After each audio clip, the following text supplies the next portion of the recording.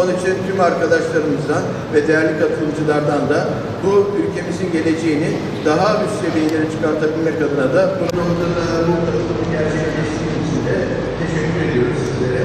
İnşallah önümüzdeki yıllar daha güzel organizasyonlara bulunmak temelisi hepinize teşekkür ediyorum.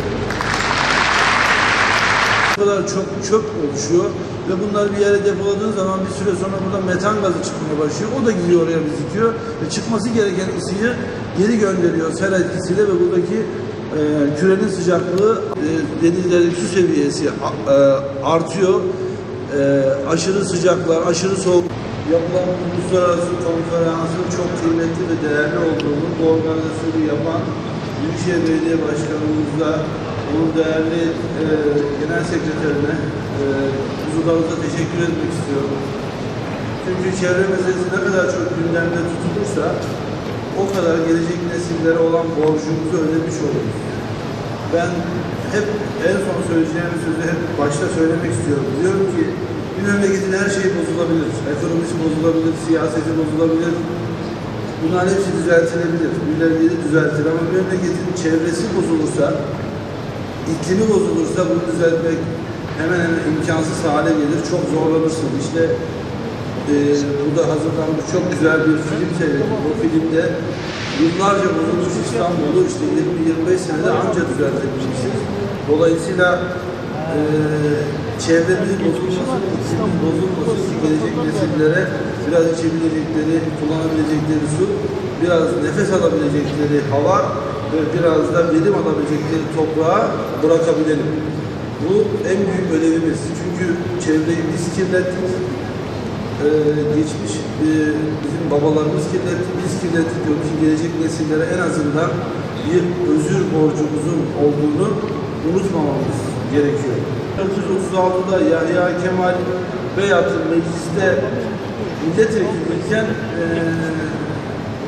36 yılı ile ilgili rakamlar var. Enteresan, diyor ki Osmanlı'dan devralınan İstanbul'da o zaman nüfus 900 bin kişi civarında, 1 milyon bile değil, 1 milyon insanın yaşadığı yer Suriçi, Pera, Üsküdar, Kadıköy merkezleri, buralarda 1 milyon kişi yaşıyor. 1 milyon kişinin yaşadığı yerdeki yeşil oranı %25.4 Osmanlı'dan devralınan. İstanbul'un %50'si ormanlar, kuzey ormanları dediğimiz haritada ama 9 bin kişinin yaşadığı yerdeki yeşil oranı %25.4. Ne demek bu? Her 4 metrekareden 1 metrekaresi yeşil bir İstanbul aslında Türkiye Cumhuriyeti alıyor Osmanlı'dan. Yıl 1994, Sayın Cumhurbaşkanı İstanbul'da belediye başkanı olduğu zaman aynı yörede yaptığı araştırmada, yani bu 1 milyon kişinin yaşadığı yerdeki nüfus tabii çok fazla artmış, 6-7 milyonlara çıkmış. Oradaki yeşil oranının %1,5'a düştüğünü görüyoruz.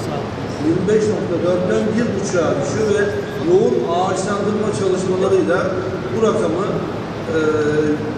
%2,5'lara, 3'lere, belki şu anda tam rakamları bilmiyorum ama %4'lere ancak çıkartabiliyor. Çünkü kaldırımların üzerinde diktiğiniz ağaçlar dünya standartlarında yeşil sayılmıyor. İşte onun için yeni dönemde yeni Cumhurbaşkanlığı hükümet sisteminde millet bahçeleri yapalım, şehrin içerisinde insanların nefes alacağı bahçeler yapalım diye bir projeyle çıktık.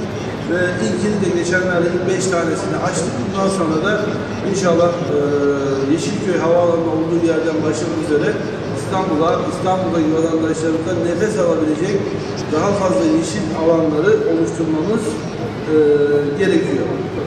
Eğer siz plan program yapmazsanız başkalarının planlarına, programlarına dahil oluyorsunuz. Ki bunu 1940'larda İstanbul'un biliyorsunuz en önemli dünyanın da göz bebeği olan filmde de vardı.